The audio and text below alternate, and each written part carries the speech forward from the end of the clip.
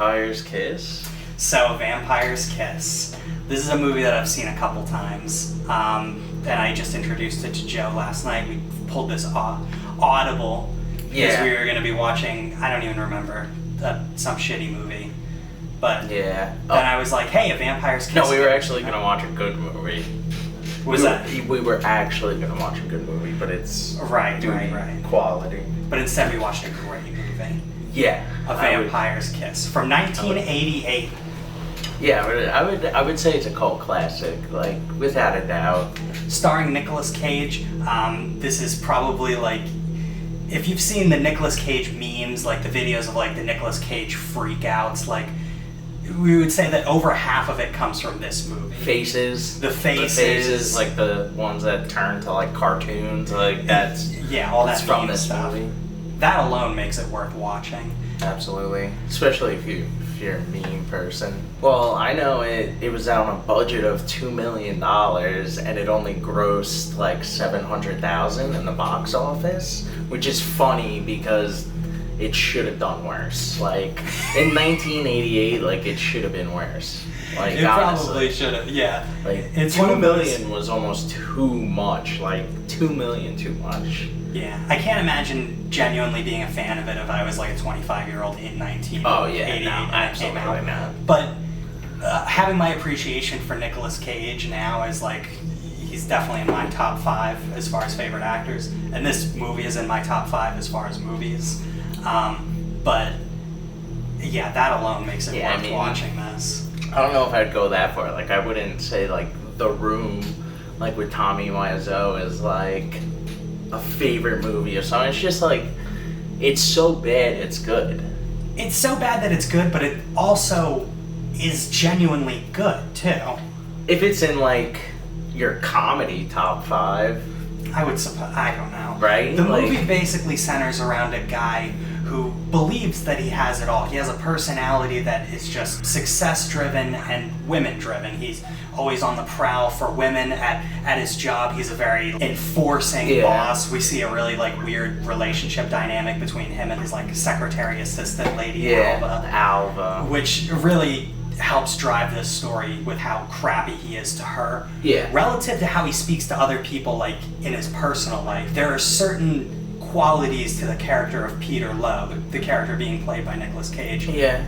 And that you notice little subtleties in him, and that when he's in the office, he has a very authoritative type personality. And when he's out in the real world, he has this like snarky kind of like over-intelligent voice that he puts on that comes across as somebody who's trying to make himself sound more intelligent. So you can tell already that this guy has like I wonder if like that's even his name. Like, cause I mean he's like a schizophrenic. Like he could easily, especially the stuff with the cab driver, because he's like a reoccurring person, and then he talks about like the love, like maybe those were his parents. They were like from Transylvania or something. They had that crazy accent, because it seems like his whole thing behind it was like fantasy driven. Like, it was all like what a kid would do. And I feel like Nicolas Cage, I mean, obviously can do that fantastically, because I feel like he just acts like himself, and he's being a little kid who is saying he's a vampire when he's not. So, most people probably haven't seen A Vampire's Kiss, but odds are they've seen American Psycho from 2000, which is 12 years after, and you can see if you watch that movie after watching A Vampire's Kiss or vice versa, you're going to notice that there are a lot of similarities. They definitely got a lot of ideas in this idea where like 90% of the movie is happening inside the character's head. You're seeing the real world happen and unfold, but his reactions to things are there's this hidden motivation that you're trying to figure out behind the character. And you can't really figure out like why he's acting the way, and that's what makes it so intriguing to watch, because it's a character arc that's not something that you're going to find anywhere else. Like, guy thinks he's becoming a vampire. He starts developing all these different vampire-esque traits that by the end of it, he's full-on, like, classic horror movie vampire. No. Everything about his personality is the way he conducts himself, but then it's set in 1980s modern type way where he's setting up, he's in a suit, he's sitting there in his apartment, he made a casket out of his couch. Yeah, but he was in sun so many times. You never get to see the bites, like truly when someone else is there, like Alva, you never get to see the bites from the vampire. Even when he talks to the doctor, who's like the therapist, who you find out wasn't really there. He was imagining it the whole time, which is like again, like you were talking about American Psycho. I feel like Fight Club as well, with Tyler Durden and imagining it, you know. Robert Bierman is the director. Are you familiar with any of Robert Bierman's work? No, not at all. Yeah. Again, 80s dude. Seems like I doubt he had much success after that. Yeah, so if you look up Robert Bierman on Google, you're going to get A Merry War, The Moonstone, Apology, and these other ones that are not dated, The Blonde Bombshell, Murder in Mind. So, personally, this is the only other work that I'm familiar, but this automatically makes me a fan of him from the start because, I don't know. No. Great stuff. And it makes me interested to find everything. He doesn't have anything turn of the century, so... But it's so bad it's good. That's so like bad it's good, but it also, like, if this was shot now with a better budget... Yeah, absolutely. It would be... This would be fantastic. You could even get Nicolas Cage to do it right now, and it would be just splendid. I'm sure he'd just do a soft reboot. Could you open this for me, by the way? A soft reboot? I don't even think so, man. You know? I think he would just make a Vampire's Kiss 2, The Quest for More Money. You know? Yeah, he would 100% do that. This is true. Like, without a doubt. You know, when we're in a world where nothing is original anyway, I mean, we're reviewing movies. Yeah, I mean, that's what everyone's doing now. It's just reboot central. Joe's Mama Goose for me. I can't open bottles on my own, so. Absolutely. That's how you gotta do it. Always have a beer bottle opener on your keys. And this is I mean, there were a lot of great scenes, like the cockroach scene when he's eating the cockroach. Like Nicolas Cage does have some, like, times in it where you're like, okay, like, wow, that's some, like, acting chops. Then other times you're like, he's just being him. I'm a vampire. Yeah, dude, but that's the thing. Like, he was not turning into a vampire. Also, I want to mention that the girl that because he murders someone, the girl that he murders, if he would have, like, bitten her there, like, it would be, like, just squirting all of her blood out. There would be so much more. And he bit her with, I mean, it's like a movie flaw that he bit her with the teeth on. And then when he was done biting her, he put the teeth back in, but that's like... Yeah, that's like... You know. Or it could just be that they fell out. When he put his teeth into her, they stuck in her skin, then when he moved his face away, they were still there. Because he just put them in his mouth. It's not like they were, like, attached to his face. Yeah, I know, which that was funny because, it was the two... See, that's what's, like, the thing, though, right? So, like, I don't know, like, was he... I don't know, it's crazy. Because he picks the cheaper teeth. Why? Because he didn't have the money for it. Why? Yeah, why not? I thought he's, like... Yeah. Exactly. Yeah. So maybe he doesn't actually make as much money as he thinks, you know? Yeah. Maybe it's more of just because the whole story with Peter Lowe is that he's putting up a front. Yeah, exactly. So is his job real?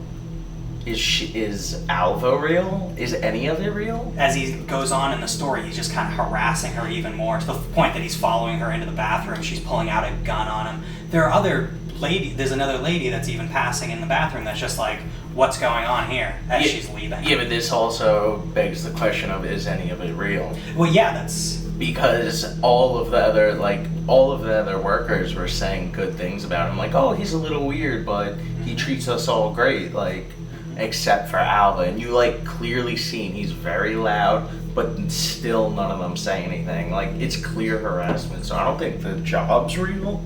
I don't know. I feel like the job is real and where he is, but he's imagining a lot of the interactions that he's having throughout the day. But he had to have been having legitimate interactions with Alva, because how does he end up in the situation that he is in the end, which is suffering a vampire's death? Okay, but you said there was going to be a little payoff with that kid. What was that? Oh, the payoff was just getting to see it 5 seconds later and having her run out naked to a kid that was watching. See, implying the lack of innocence.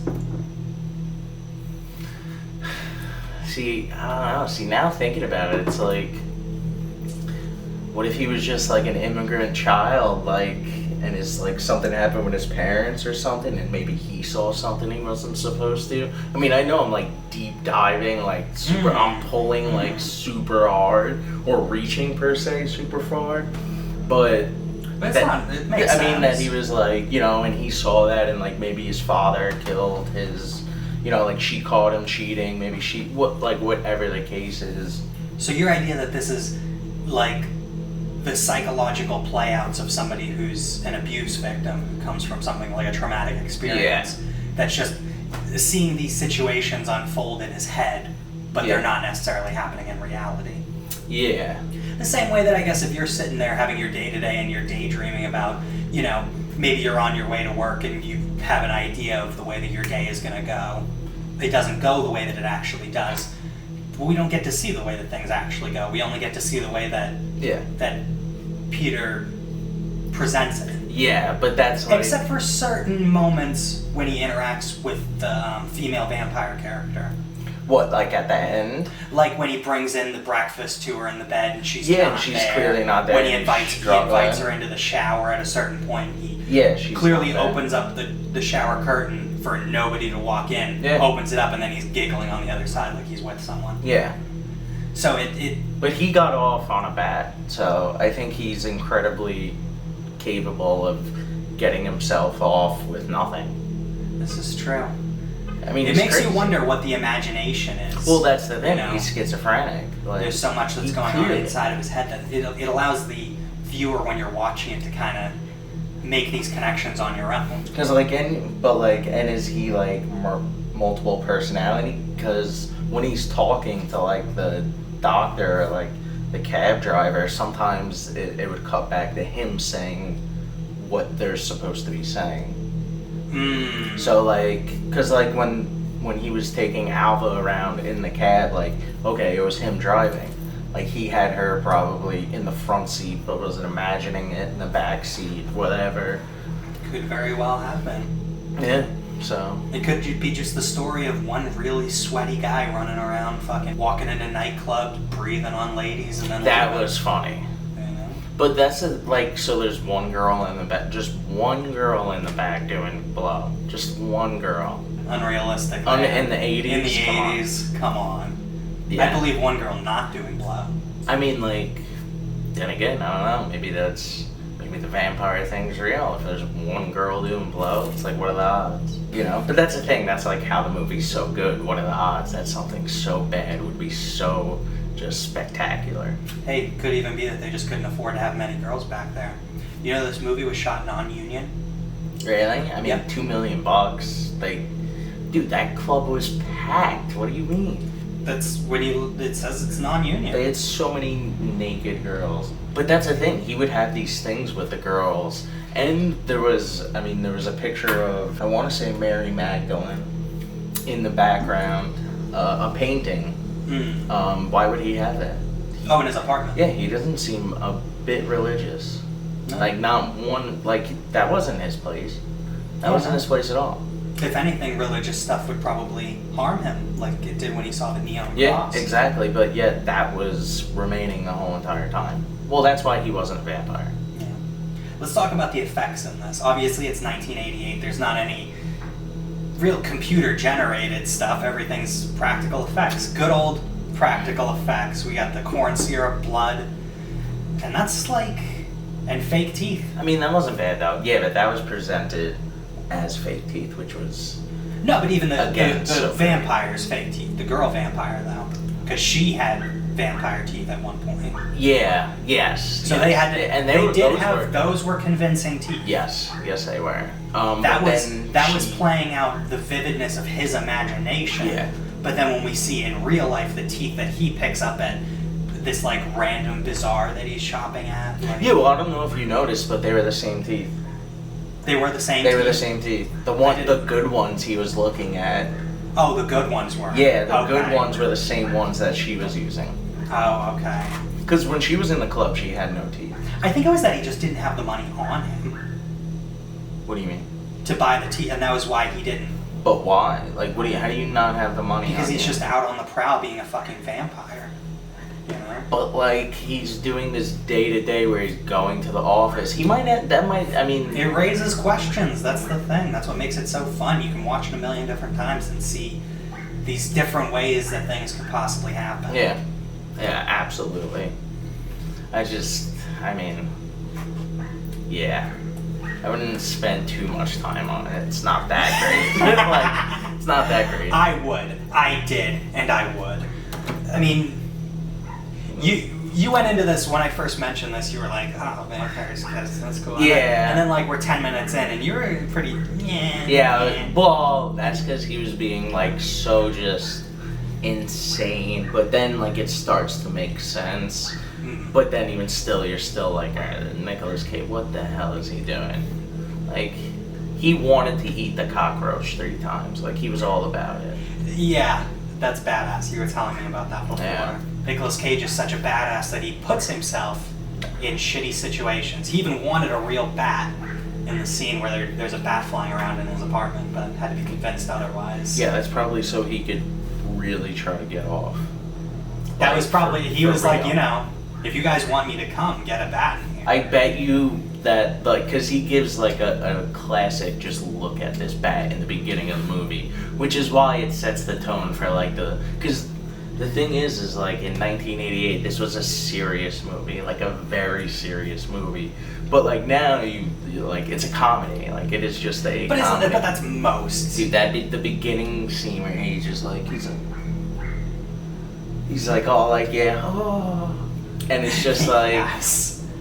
like, come on. Like, they It's probably right, put a though. bat in a cage, and they were like, look at it. Just saying that it's from 3 years after The Breakfast Club, though. And that was, like, how popular that was at the time. Yeah. And how ridiculous that is when you watch it back. I mean, I say he should give it a go a second time. They should just make this again. Because it'd probably be really funny, but it would have to be. If you had to reboot it, but you couldn't pick, like, you had to pick, like, a modern actor, like, who would you pick? James Franco. James Franco. I mean, he did the Tommy Wiseau thing pretty good. The Room remake.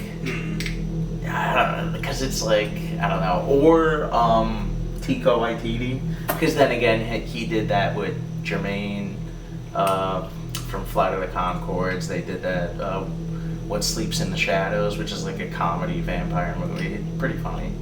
What do you think about Jared Leto doing it? Yeah. I mean, yeah. As a person who, like, when I think of method actors, he's someone who, I'm pressing the wrong button. And when we talk about method actors, he's just someone that Yeah, seems to come to he mind. does. But, like, why do you need to method act that? Because that's, like, just an absolutely ridiculous role. But no, it's not. That I could do. Anyone could do that. You're playing like a child, using his imagination, just going crazy. Yeah, but it also takes a certain level of being uninhibited. T.J. Miller would be funny. Who's T.J. Miller? From Deadpool. He's Wesley, I think.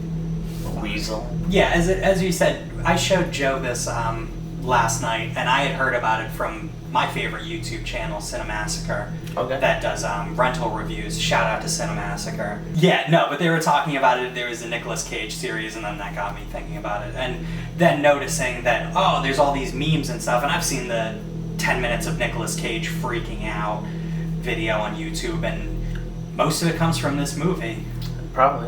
I mean, No, I don't watch those. But. Most of it, whatever.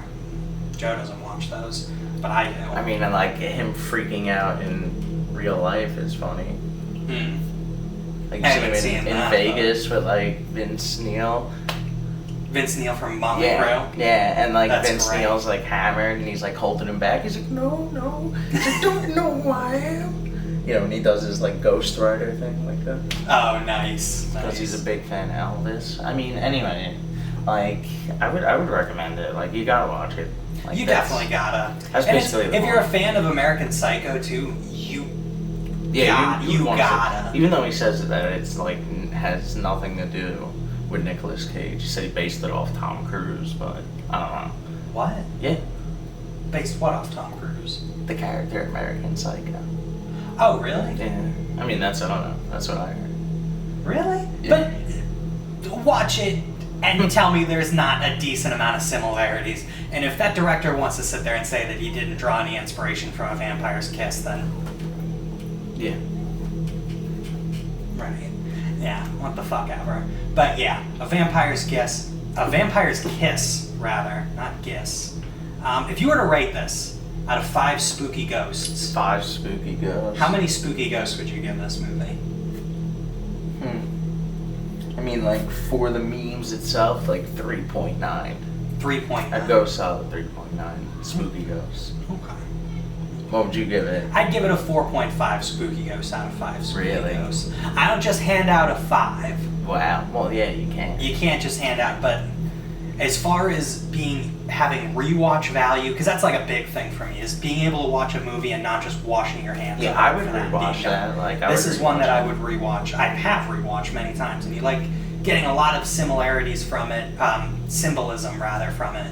Yeah, I mean, I was pointing out stuff that I don't know if you were being serious when you were like, oh. No, most of the stuff you were pointing out, I didn't even notice. Really? Yeah, it's just funny because every scene has some sort of meaning. It's just peeling back those layers and finding it out. Yeah. And at the end of the day, you're never gonna fucking find out what it's about anyway, unless the director like just fucking tells It's you. definitely about a crazy person who thinks he's a vampire.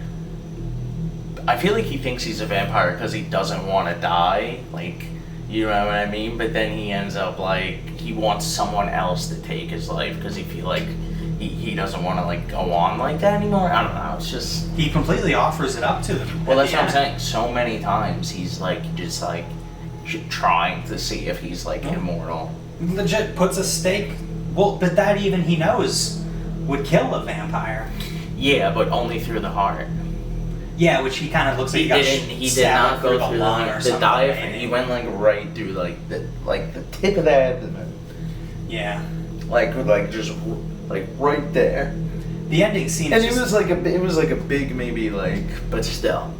it's great because it's the one like thing that you know is really happening throughout the movie is him harassing his assistant Alva. Yeah, but if that even is like, yeah, I don't. It's the only thing. It's the only thing that has to have happened. I know, but like how? I don't know. I don't understand. I don't understand. Maybe it's a movie about Alva just being stuck in purgatory, and this is just she just has to deal with Nicolas Cage's character Oh yeah, going fucking wild, all the time. you know. And maybe right after her brother kills him, he becomes a vampire right after. It's like you don't even know what he does. You just like they were talking about contracts and like Yeah, it's like they kept files. everything extremely vague. Extremely vague. Extremely vague. But didn't they did the same thing with Psycho. He was vice president of something, and then when he's showing his business card to Oh, everyone yeah. else, they all have the same job. It's the same job title. Yeah. And it's, you're gonna tell me this, and they're all just like cards and stuff. But Yeah, there's he was the cool losing. thing is that it's not all internal friggin' monologue. Like how Oh, Psycho, yeah. like Yeah. how American Psycho has all this just internal. Yeah. I mean, it was all outward. You just find out it was all outward at the end when he's talking to his therapist, which is actually a wall on a random street corner, which was great. Because like That it's was literally great, yeah. such a random payoff. 'Cause he that, just looks like a he's bum just on like the side of going the road. exact. But that's the thing, like And it you don't makes know, you wonder, is like, that was what was just happening during the Exactly. entire movie?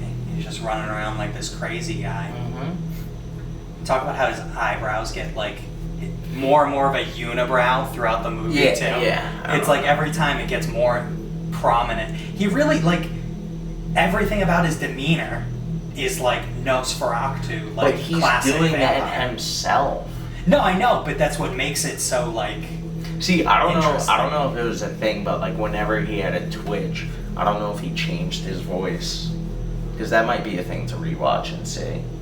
He does. You do notice that he changes Well, his that's what I'm voice saying. depending on who he's talking Exactly. So I wonder if it's also like with that as well. I mean, overall, I would recommend a 3.9 for me. to. Yeah, watch A Vampire's Kiss for sure.